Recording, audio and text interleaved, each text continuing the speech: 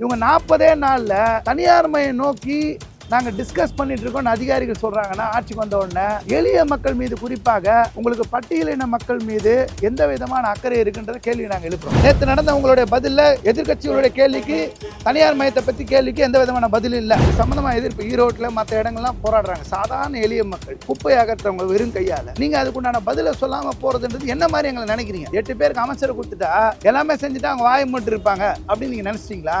ஒரு பக்கம் எங்களோட பேசணும்னு சொல்றவங்க இன்னொரு பக்கம் வேற ஒன்று செய்றீங்கன்னா இது என் 2 முகமா இல்ல ஒரு முகமா? 2 முகம் இல்ல ஒரு முகம் விஜய் அரசு அவர்கள் காட்டணும். மதிப்பிற்குரிய முதல்வருக்கு ஒன்று சொல்றோம். நீங்க 8 பட்டியலின அமைச்சர்களை நீங்க அமைச்சரா ஆக்கிட்டோம் அப்படின்னு சொல்றீங்க. பாராட்டுக்குரிய விஷயம், வாழ்த்துக்கள். அதுல ஒன்றும் எங்களுக்கு மாற்று கருத்தே கிடையாது. ஆனா அதே நேரத்தில் டாக்டர் அம்பேத்கர் கனகொண்ட சமூக நீதி என்பது எளிய மக்கள் அதிகாரத்தை பெறுவது. தமிழ்நாட்டில் பெரும்பான்மை இருக்கக்கூடிய 18% மேற்கூடிய பட்டியலின மக்கள் அவர்கள் பணி நிரந்தரம் என்ற அதிகாரத்தை பெறுவது. அந்த பணி நிரந்தரம் கொடுப்பதற்கு பதிலாக திரும்பி எடுத்துட்டு போய் கொத்தடிமையா கார்பரேட் நிறுவனத்தை ஒப்படைப்பதற்கு வந்த ஆட்சிக்கு வந்த 40 நாள்ல அதிகாரிகள் பேசுவதற்கு இந்த தைரியத்தை யார் கொடுத்திருக்கா? அப்ப நீங்க எங்களை மிரட்டணும்னு நினைச்சு முடிவு பண்ணீங்கன்னா நாங்க சுடுகாட்டையும் பார்த்தவங்க, கூவத்தையும் பார்த்தவங்க, ரோட பார்த்தவங்க, 154 வெயில பார்த்தவங்க ஒருபோதும் பயப்பட மாட்டோம். நீங்க ஒருவேளை தனியார் மயம்னா பகிரங்கமா அறிவிங்க. இது போன்ற நடவடிக்கைகள் உங்க ஆட்சிக்கு சமூக நீதி ஆட்சி என்ற பெயரை ஏற்படுத்தி தராது. சமூக விரோத ஆட்சின்னு தான் பேர் ஏற்படுத்தி தரும். சென்னை மாநகராட்சி தனியார் மயப்படுத்துவதற்கு ஆலோசித்து வருகிறோம் என சூப்பரிண்டெண்டிங் இன்ஜினியர் சாலிட் வேஸ்ட் மேனேஜ்மெண்ட்டினுடைய பி பானுகுமார் அவர்கள் சொல்லியிருக்காங்க. இன்றைக்கி டைம்ஸ் ஆஃப் இந்தியா பத்திரிகையில் செய்தியாக வந்திருக்கு. அப்படின்னா குறிப்பாக சென்னை மாநகராட்சியின் கீழே மண்டலம் 4, 7, 8 இந்த 3 மண்டலம் தான் இயங்கி வருகிறது. இப்போது ஆட்சிக்கு வந்த உடனே நாங்கள் பணியந்திர கோரிக்கை வேணும்னோம், பெண் தூய்மை பணியாளர்களுக்கு கழிப்பறை வசதி வேணும்னோம், வார விடுமுறை ஒரு நாள் கொடுக்கணுன்னோம், பெண் தூய்மை பணியாளரை ஒருமையிலே ஆபாசமாக அதிகாரிகள் பேசக்கூடாது, அப்புறம் வெயில் நேரத்தில் 1 மணி நேரத்துக்கு முன்னாடி வெளியே அனுப்பணும்னு மனு கொடுத்துருந்தோம். நாங்கள் 20ஆம் தேதி மனு கொடுத்துருந்தோம். மதிப்பிற்குரிய அமைச்சர் ஆதவ் அர்ஜுனா அவர்கள் உங்களுடன் பேசுவதற்கு நாங்கள் ஏற்பாடு செஞ்சுருக்கோம், கமிஷனர் கூப்பிட்டு பேசுவாங்கன்னாங்க. நாங்கள் 20ஆம் தேதி ஒரு பேரணி சட்டப்பூர்வமாக நடத்தணும். அதில் குறிப்பாக 12 மண்டலங்களில் தனியார் மயம், 12 மாநகராட்சியில் தனியார் மையம் நோக்கி அரசு நகர்வது, டெண்டருக்கு கடிதம் கொடுத்திருப்பது என்பது தவறு, அதை நோக்கி நகரக்கூடாது. இதில் இருக்கிறவங்க அருந்ததினா, ஆதி திராவிட, அனைத்து சாதி ஏழை பெண்கள்ன்றதுனால பணி நிரந்தரப்படுத்தணும். ஏன்னா தேர்தல் வாக்குறுதி H3ல் குறிப்பாக அரசு துறையில் ஒப்பந்த முறையில் பணிபுரியக்கூடியவர்கள் அனைவரையும் பணி நிரந்தரப்படுத்துவோம் என இந்த அரசு சொல்லியிருக்கு அப்படின்னு நம்ம கோரிக்கை எழுப்பியிருந்தோம். அப்புறம் மாநகராட்சி ஆணையருக்கு, குறிப்பாக கமிஷனருக்கு நாங்கள் 1 வார கால அவகாசம் தரோம், கழிப்பறை வசதி பற்றி எங்களுக்கு பதில் வேணும், வெயிலில் 1 மணி நேரம் முன்னாடி ஓடுறதை பற்றி பதில் வேணும்னு நம்ம சொல்லியிருந்தோம். இப்போது இந்த உடனே இன்றைக்கி பார்த்தீங்கன்னா இன்றைக்கி பேப்பரில் இந்த 3 மண்டலத்தை மட்டும்தான் குப்பை அகற்றத்தில் பிரச்சனை இருக்குது, குப்பை தேங்கி இருக்குது. தனியார் நடத்தக்கூடிய ராம்கே அர்பேசர் நடத்தக்கூடிய இடத்துல சில பிரச்சனைகள் மட்டும்தான் வருது. என்னென்னா குறிப்பாக எவ்வளோ பிரச்சனை ராம்கே அர்பேசர் ஸ்பெயின் ஆந்திரா கம்பெனி இடத்துல இருக்கக்கூடிய பிரச்சனை வருது, இந்த 3 மண்டலத்தில் பிரச்சனை வருதுன்னு எதுவும் சொல்லலை. அதற்கு பதிலாக ஒரு கட்டுக்கதையை ரொம்ப குறிப்பாக ஒன்று உருவாக்கி இந்த 3 மண்டலங்களையும் தனியார் மையத்தை நோக்கி நகர்த்துறதுக்கு ஆட்சிக்கு வந்த 40 நாளில் இந்த அதிகாரிங்க ட்ரை பண்ணுறாங்கன்னா இந்த அதிகாரிகளை இயக்குவது யார்? குறிப்பாக பானுகுமார் சொல்லியிருக்காருன்னா கமிஷனர் இங்கே இருக்கக்கூடிய சமீரானுடைய கருத்தை கேட்காம, ஆதரவு கேட்காம சொல்லியிருக்க முடியாது. ஒரு பக்கம் அமைச்சர், மதிப்பிற்குரிய அமைச்சர் ஆதவ் அர்ஜுனா அவர்கள் எங்களிடம் பேச்சுவார்த்தை நடத்துங்கள் என்று சொல்லியிருக்கும் போது, மறுபுறம் எங்கள் மனுக்களை பெற்றுக்கொண்ட கமிஷனர் சமீரான் அவர்கள், சென்னை மாநகராட்சி கமிஷனர் அவர்கள் மற்றொரு புறம் தனியார் மையத்தை நோக்கி நகர்கிறார்கள். என்ன ஒரு வருத்தமாக இருக்குன்னா, டிஎம்கே ஆட்சியில் 4 வருஷத்து தான் ட்ரை பண்ணாங்க, நாங்கள் போராட்டம் பண்ணோம், கடைசியாக ஜனவரி மாதம் எங்கள் கோரிக்கை ஏற்றுக்கு திருப்பி கார்பரேஷன்லேயே உள்ளே கொண்டு போயிட்டாங்க அவங்க ஆட்சியில். இவங்க 40 நாளில் தனியார் மையம் நோக்கி நாங்கள் டிஸ்கஸ் பண்ணிகிட்டு இருக்கோம்னு அதிகாரிகள் சொல்கிறாங்கன்னா ஆட்சிக்கு வந்த உடனே எளிய மக்கள் மீது குறிப்பாக உங்களுக்கு பட்டியலின மக்கள் மீது எந்த விதமான அக்கறை இருக்குன்றத கேள்வி நாங்கள் எழுப்புகிறோம். அரசுக்கு தெரிஞ்சுதான் அதிகாரி சொல்கிறாங்களா, இல்லை அதிகாரி சொல்கிறதுக்கு தனி பவர் நீங்கள் கொடுத்துருக்கீங்களா? 40 நாளில் தனியார் மயப்படுத்தோன்னு சொன்னால் யார் மேலே வெறுப்பு? நாங்கள் உழைப்பொருமைக்கு மனு கொடுத்துட்டு வந்தோம். இந்த 3 மண்டலங்களையும் நாங்கள் தான் பெரும்பான்மை இருக்கோம், 3000 மேற்பட்ட உறுப்பினர் நாங்கள் வச்சுருக்கோம். நாங்கள் கோரிக்கை எழுப்புறதுனால தனியாரில் எந்த கோரிக்கையும் இல்லை. அர்பேசர், ராம்கி, ஸ்பெயின் கம்பெனி, ஆந்திரா கம்பெனியில் பாவம் மிரட்டி பயமுறுத்தி வச்சுருக்காங்க. தொழிற்சங்க உரிமை கூட இல்லை, அவங்களுக்கு கேள்வி கேட்குறதுக்கு ஆள் இல்லை. நீங்கள் ஏன் இந்த கார்பரேட் நிறுவனங்களுக்கு தனியாருக்கு விடுவதற்கு இவ்வளோ துடிக்கிறீங்க? நீங்கள் 12 மாநகராட்சிக்கு நாங்கள் எதிர்ப்பு தெரிவித்து பேரணி நடத்துறதுனால பழி வாங்க உணவோட நீங்கள் நடத்துகிறீங்களா? ஆட்சியாளர் வெளிப்படுத்தணும். ஒருவேளை அமைச்சர் ஆதவர்ஜுனா அவர்கள் எங்களுக்கு ஆதரவாக செயல்படுறாருன்னா, இல்லை இவங்க வந்து எதிராக கமிஷனர் செயல்படுறாருன்னா கமிஷனர் பின்னாடி யார் இருக்காங்க அதையும் எங்களுக்கு தெரியப்படுத்தணும். இது போன்ற நடவடிக்கை என்பது எங்களை மிரட்டுறதுக்கு. நீங்கள் வந்து கழிப்பறை வசதி கேட்டால், பணியந்திரம் கேட்டால், இல்லை ஓய்வறை கேட்டால், மற்றது கேட்டால் நாங்கள் வந்து உங்களை தனியார் மயப்படுத்துறதுக்கு டிஸ்கஸ் பண்ணுவோன்னு மிரட்டுறது இருக்குல்ல, இதை ஒருபோதும் அனுமதிக்க முடியாது. அப்புறம் வந்து நான் குறிப்பாக ஒன்று சொல்லிக்கிறோம், மதிப்பிற்குரிய முதல்வருக்கு ஒன்று சொல்கிறோம். நீங்கள் வந்து 8 பட்டியலின அமைச்சர்களை நீங்கள் வந்து அமைச்சராக ஆக்கிட்டோம் அப்படின்னு சொல்கிறீங்க. ஒரு பாராட்டுக்குரிய விஷயம், வாழ்த்துக்கள். அதில் ஒன்றும் எங்களுக்கு மாற்று கருத்தே கிடையாது உழைப்போர் உரிமை இயக்கத்துக்கு. ஆனால் அதே நேரத்தில் டாக்டர் அம்பேத்கர் கனகொண்ட சமூக நீதி என்பது எளிய மக்கள் அதிகாரத்தை பெறுவது என்பதுனா, அதிகாரம்னா கவுன்சிலர் போஸ்ட்டை பிடிச்சாதான், எம்எல்ஏ பிடிச்சாதான், அமைச்சரை பிடிச்சாதான் இல்லை. எளிய மக்கள், தமிழ்நாட்டில் பெரும்பான்மை இருக்கக்கூடிய 18% இருக்கக்கூடிய பட்டியலின மக்கள் அவர்கள் பணி நிரந்தரம் என்ற அதிகாரத்தை பெறுவது. அவர்களுக்கு அவர் உழைப்புக்கு 20 வருஷம் கிட்ட உழைச்சவங்களுக்கு அவர்களுக்கு உரிய அதிகாரம் என்பது பணியந்திரம் சம்பந்தப்பட்டது. அந்த பணியந்திரம் கொடுப்பதற்கு பதிலாக திரும்பி எடுத்துகிட்டு போய் கொத்தடிமையாக கார்ப்பரேட் நிறுவனத்தை ஒப்படைப்பதற்கு வந்த ஆட்சிக்கு வந்த 40 நாள்லேயே அதிகாரிகள் பேசுவதற்கு இந்த தைரியத்தை யார் கொடுத்துருக்கா? இந்த தைரியத்தை கொடுத்தது யார்?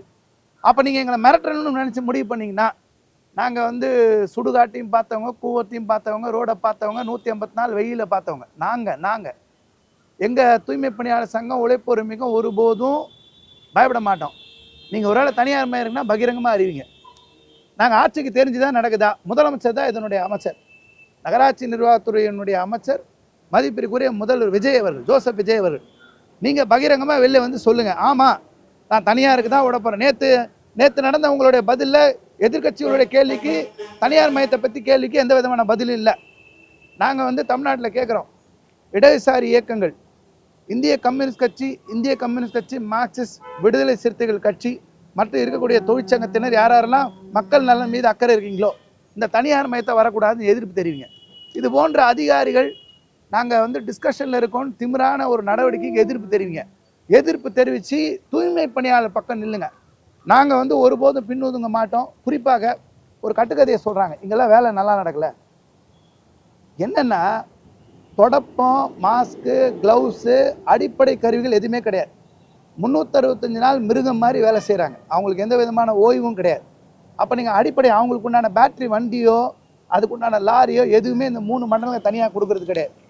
இதெல்லாம் இல்லாமலே இந்த மண்டலத்தில் கஷ்டப்பட்டு உழைக்கிறாங்க. ஜனங்க உழைக்காம ஒன்றும் குப்பை இன்றைக்கி அகற்றப்படலை. உண்மையாகவே பெண் தூய்மை பணியாளர் வேலை செஞ்சு தான் மண்டலம் 4-7 இடத்துல வேலை நடக்குது. வேணுட்டே அது ஒரு கட்டுக்கதை. குறிப்பாக தமிழ்நாடு அரசு விருதை சென்னை மாநகராட்சிக்கு இயங்கக்கூடிய மண்டலம் 6 போன ஜனவரி 2025 வாங்கியிருக்கு. சிறப்பாக செயல்படுது. அப்போ இந்த மண்டலம் 4, 7, 8 திட்டமிட்டு தனியார் மையம் நோக்கி நகர்வதற்கு சரியாக வேலை செய்யலைன்ற மாதிரி கொண்டு வராங்க. உண்மை இல்லை. அங்கே பொதுமக்கள்கிட்ட நாங்கள் லட்சக்கணக்கில் கையெழுத்து வாங்கி, மண்டலம் 4, 7, 8 கையெழுத்து வாங்கி முதல்வரை சந்திக்கிறதுக்கு மனு கொடுக்குறோம். வர ஜூலை 5 மிகப்பெரிய பணியந்திரத்துக்கான மாநாடு நடத்த போகிறோம். எல்லா அரசியல் கட்சி தலைவர்களும் சந்திக்க போகிறோம். இறுதியாக முதல்வரை சந்திக்கிறது இருக்கும். இது போன்ற நடவடிக்கைகள் உங்கள் ஆட்சிக்கு சமூக நீதி ஆட்சி என்ற பேரை ஏற்படுத்தி தராது. சமூக விரோத ஆட்சின்னு தான் பேர் ஏற்படுத்தி தரும். மக்களுக்கு, எளிய மக்களுக்கு எதிரான ஆட்சின்ற பேர் ஏற்படுத்தி தரும். உடனடியாக இது போன்ற தனியார் மையத்துக்கு டிஸ்கஷன் நோக்கி நடவடிக்கைனா திரும்ப பெறுங்க. அப்படி இல்லை என்றால் பகிரங்கமாக அறிவிங்க. பகிரங்கமாக நீங்கள் அறிவிச்சிங்கன்னா எங்களுடைய முகத்தையும் நாங்கள் காட்டுற ரெடி, நாங்கள் தயாராக இருக்கோம். நீ வந்து எங்களை எவ்வளோ வேணால் திட்டலாம், கொச்சப்படுத்தலாம், எதிர்கட்சியால் சொல்லலாம், என்ன வேணால் சொல்லலாம். நாங்கள் எடப்பாடி பிரிலையும் போராடணும், ஸ்டாலின் பிரிலையும் போராடணும், விஜய் பிரிலையும் போராடுற நிலைமையில தான் இன்றைக்கி அடித்தட்டு மக்களுடைய சங்கன்றது இருக்குது. ஒரே துரதிர்ஷ்டம் என்னன்னா, நீங்கள் அங்கே 4 வருஷம்னா எங்களுக்கு டைம் 4.5 வருஷம்னா இப்போ 40 நாளில் நாங்கள் உட்கார வேண்டிய நிலைமை இருக்குது. இது போன்ற ஒரு மோசமான நிலைமை இருக்குது. இதை வந்து அரசாங்கம் இது போன்ற நடவடிக்கைகள் திரும்ப பெறணும்னு நாங்கள் கேட்டுக்கிறோம். இல்லைன்னா தொடர் போராட்டம் நாங்கள் நடத்துவோம். ஒரு பக்கம் ஆதவர்ஜுனா வந்து உங்கள் கமிஷனர் மூலமாக தான் பேச்சுவார்த்தை நடத்துன்னு உங்கள்கிட்ட சொல்லியிருக்காரு. ஆனால் இன்னொரு பக்கம் விஜய் வந்து அது குறித்து கூட பதில் எதுவும் சொல்லலையோ சட்டசபையில். இந்த மாதிரி பேச்சுவார்த்தைக்கு நாங்கள் முன்னெடுத்துருக்கோம்னு எதிர்கட்சி தலைவர் கேட்டப்போ பதில் சொல்லியிருந்தா கூட எங்கள் நிலைமை வந்திருக்காதுல்ல, எப்படி பார்க்குறீங்க? தான் எங்களுக்கும் அதிர்ச்சியாக தான் இருக்குது. ஏன் எங்களை பற்றி ஒரு பதில் கூட சொல்லலை? ஒரு 12 மாநகராட்சியில் தனியார் மையத்தை நோக்கி நகர்றீங்க. ஒரு கால் ஃபார் பண்ணுறதுக்கு அறிக்கை வெளியிடத்துக்கு ஒரு நிறுவனத்தை நியமிக்க பார்க்குறீங்க. இது சம்மந்தமாக எதிர்ப்பு ஈரோட்டில் மற்ற இடங்கள்லாம் போராடுறாங்க. சாதாரண எளிய மக்கள், குப்பை அகற்றவங்க வெறும் கையால். நீங்கள் அதுக்குண்டான பதிலை சொல்லாமல் போகிறதுன்றது என்ன மாதிரி எங்களை நினைக்கிறீங்க? நீங்கள் 8 அமைச்சரவை கொடுத்துட்டா, 8 பேருக்கு அமைச்சரை கொடுத்துட்டா எல்லாமே செஞ்சுட்டு அவங்க வாயை மட்டும் இருப்பாங்க அப்படின்னு நீங்கள் நினச்சிட்டிங்களா? அது ரொம்ப தப்பு. எளிய மக்கள் அப்படி யாரும் இருக்க மாட்டாங்க. ஒரு பக்கம் எங்களோட பேசணும்னு சொல்கிறவங்க இன்னொரு பக்கம் வேற ஒன்று செய்கிறீங்கன்னா இது என் 2 முகமா இல்லை ஒரு முகமா? 2 முகம் இல்லை ஒரு முகம் விஜய் அரசு அவர்கள் காட்டணும். நீங்கள் ஒரு முகம் காமிச்சிங்கன்னா நாங்கள் ரெடியாக இருக்கோம். நீங்கள் 2 பக்கமாக இருந்தால் நாங்கள் சமாதானம் வந்தால் நாங்களும் எங்கள் ஜனங்க அமைதியாக வேலை செய்கிறதுக்கு பணியந்திரம் பெற தான் நாங்கள் விரும்புகிறோம். நாங்கள் சும்மாவே அரசு எதிர்க்கணும், யாரோ ஒருத்தர் தூண்டுதல் பேரில் பண்ணல. எங்களுக்கு தேவை என் கோரிக்கை நிறைவேறணும். கழிப்பறையாக செஞ்சு கொடு, ஓய்வறையாக செஞ்சு கொடு, இதுக்கெல்லாம் காலவாசலாம் கேட்காது. நீ அதையும் தாண்டி இல்லை நாங்கள் தனியார் மையத்தை தள்ளி விட்டுருவேன், உன்னை எத்தனை அடமான வச்சிருவேன்னு சொல்கிற நடவடிக்கை ஏற்றுக்கொள்ளப்பட முடியாது. கடந்த ஆட்சியில் நீங்கள் வந்து போராடும் பொழுது உங்களோட பல்வேறு இயக்கங்கள் வந்து கூட நின்றுச்சு. சிஐடி, கம்யூனிஸ்ட் கட்சியோட சிஐடி முதற்கொண்டு இன்னும் சில தலித் அமைப்புகள், கட்சியினர் எல்லாருமே வந்தாங்க. ஆதவர்ஜனா வந்து பேசினார். விஜயிடம் நீங்கள் 1.5 மணி நேரம் போய் பேசிட்டு வந்தீங்க. இப்படி பலரும் இருந்தாங்க. ஆனால் இன்றைக்கு வந்து அவர்களை பார்க்க முடியல. கடந்த 20ஆம் தேதி நீங்கள் பேரணி நடத்தும் பொழுதே நாங்கள் கேள்வி கேட்டோம். அப்போ அவர்கள் இணைவார்கள், அவர்கள் பேசுவாங்கன்னு சொன்னீங்க. அப்படி எதுவும் பேச்சுவார்த்தை நடந்தால் இப்போ அவங்களாம் எங்கே? இல்லை, நாங்கள் வந்து முதலமைச்சரை பார்க்கணும் தொடர்ந்து மனுவும் கொடுத்துருக்கோம். நாங்கள் போய் முதலமைச்சர் தனிப்பிரிவுகிட்டே மனு கொடுத்துருக்காங்க. நாங்களும் அமைச்சர் ஆதவர்ஜுனா அவர்கிட்ட நாங்கள் தூய்மை பணியாளர் கோரிக்கை சம்மந்தமாக பேசணும்னு சொல்லியிருக்கோம். ஏன் வந்து கார்பரேஷன் கமிஷனர்கிட்ட கூட பேசணும்னு சொல்லியிருக்கோம். இன்று வரைக்கும் எங்ககிட்ட அழைப்பு இல்லை. ஏன்னா எங்கள் கோரிக்கை நிறைவேற்ற முடியாதுன்றதுனால கூப்பிட்டு பேசாமல் இருக்காங்களா, இல்லை கூப்பிட்டு பேசினா பிரச்சனை பெருசாகவும் நினைக்கிறாங்களா எங்களுக்கு தெரியல. அப்படின்னா நீங்கள் வந்து கடந்த ஆட்சியில் வந்து உங்களை டூல் கிட்டாக பயன்படுத்துகிறாங்கன்னு எடுத்துக்கொள்ள முடியுமா? அதாவது தூய்மை பணியாளர்கள் வந்து இவ்வளோ போராட்டம் பண்ணுறாங்க, அதை வந்து அன்றைக்கு ஆளுகின்ற ஆட்சிக்கு எதிராக இவங்களை பயன்படுத்திக்கலாம், அந்த அதிருப்தியை நம்ம இன்னும் கொஞ்சம் அறவீடு பண்ணலாம் அப்படிங்கிற மாதிரி அவங்கள செயல்படுத்தினா நம்ம எடுத்துக்க முடியுமா? இல்லை, அந்த மாதிரி எடுத்துக்க முடியாதுன்னு நான் நினைக்கிறேன். ஏன்னா கடந்த முறை வந்து எங்களுக்கு யாரெல்லாம் ஆதரவு கொடுப்பாங்களோ எங்களுக்கும் தேவைப்பட்டுச்சு. அவங்களுக்கும் எங்கள் இஷ்யூ தான் ஃபஸ்ட்டு, எங்களை தான் சந்திச்சாங்க, எங்கள் சங்கத்தை தான் ஃபஸ்ட்டு சந்திச்சாங்க, பேசுனாங்க. அவர்களுக்கும் மக்கள் மத்தியில் நாங்கள் இருக்கோம்னு சொல்கிறதுக்கு நாங்களும் தேவைப்பட்டிருக்கலாம். ஆனால் இப்போ என்னென்னா ஆட்சிக்கு வந்து 40 நாள் ஆச்சு. நீங்கள் இந்த நடவடிக்கை டக்கு டக்குன்னு ஈடுபடுறீங்க. இன்னும் எங்களுக்கு டைம் தேவை. இப்போ ஒரு பிரச்சனைனா இதை வந்து 2 கம்யூனிஸ்ட் கட்சிகளும் எதிர்ப்பு தெரிவிச்சிருக்காங்க. தனியார் மையத்துக்கு தனியார் மையம் செய்யக்கூடாதுன்னு எனக்கு தெரிஞ்சு 2 கம்யூனிஸ்ட் கட்சிகளும் அறிக்கை வெளியிட்டிருக்காங்க. பாக்கி யாரும் அறிக்கை வெளியிட்டாமல் நாங்கள் ஒன்றும் கவனிக்கல. தலித் அமைச்சர்கள், தலித் எம்எல்ஏக்கள் அப்படி ஒன்றும் அறிக்கை வெளியிட்டாமல் நான் பார்க்கல. தலித் அமைச்சர்கள் கேள்வி கேட்டாங்களா, மற்றவங்க கேட்டாங்களான்றதை நாங்கள் ஒன்றும் பார்க்கல. 2 இடதுசாரி இயக்கம் மட்டும் பகிரங்கமாக அறிவிச்சிருக்கு எங்களுக்கு தெரிஞ்சு. சிஐடி அறிவிச்சிருக்காங்க. அதான் இடதுசாரி இயக்கம்னால அவங்களோட தொழிற்சங்கமும் உள்ளடக்கம் தான். சிஐடி, ஏஐடிஸ்ன்றது அவங்களோட தொழிற்சங்கங்கள் உள்ளடக்கம் தான். இது வரைக்கும் அறிவிச்சிருக்காங்க நாங்கள் தெரிஞ்ச வர. பாக்கியெல்லாம் மௌனம் ஏன் காக்குறாங்கன்னு எங்களுக்கு தெரியல. ஒன்று, ஆட்சிக்கு இப்போ தான் வந்தாங்க, அவகாசம் வேணும், இல்லை வந்து கொஞ்ச நாள் கழிச்சு பேசுகிறான்னா ஏன் தனியார் மையம் நோக்கி பேசுறதுக்கு அவகாசம் ஏன் தேவைப்படுது? என்னோட ஒரே கேள்வி, உங்களுக்கு தனியார் மையம் நோக்கி நகர்வதற்கு 40 நாள் அவகாசம் தேவைப்படலைன்னா நாங்கள் பணியந்திரம் கோரிக்கை வைக்கிறதுக்கு எங்களுக்கும் அவகாசம் கொடுக்கணுன்றது தேவையில்லை. எங்களுக்கும் தேவையில்லை. நாங்கள் வெயிட் பண்ணுறோம். நீங்கள் எப்போ களத்துக்குள்ளே இறங்கினா நாங்கள் இறங்குவோம். நாங்கள் 5ஆம் தேதி மிகப்பெரிய மாநாட்டை 1000 கணக்கில் திரட்டி நாங்கள் நடத்த போகிறோம். அடுத்த களம் நீங்கள் தொடங்கினா நாங்கள் தொடங்குவோம். நாங்கள் விட்டுட்டு ஓடி ஒளிகிற குரூப்லாம் இல்லை. எல்லா சிக்கலும் பார்த்துட்டோம், எல்லா பிரச்சனையும் பார்த்துட்டு இதுக்கப்புறம் பார்ப்போம். நீங்கள் ஆட்சியாளர்லாம் மாறி நீங்கள் இப்படி தான் கார்பரேட்டுக்கு ஆதரவாக இருப்பீங்கன்னா அதுக்குண்டான பதில் கொடுப்போம். கடந்த ஆட்சியில் தொடர் போராட்டங்கள் நடத்துனீங்க, அப்போ இப்பவும் அது மாதிரி தொடர் போராட்டங்கள் எதிர்பார்க்கலாமா? நிச்சயமாக. நீங்கள் தனியார் மையத்துக்கு தீர்மானம் மட்டும் போடட்டும், நாங்கள் தொடர் போராட்டம் நடத்துவோம். இப்போ நாங்கள் வந்து ஆர்ப்பாட்டம் நடத்தணும், பேரணி நடத்தணும், இப்போ மாநாடு நடத்துகிறோம்.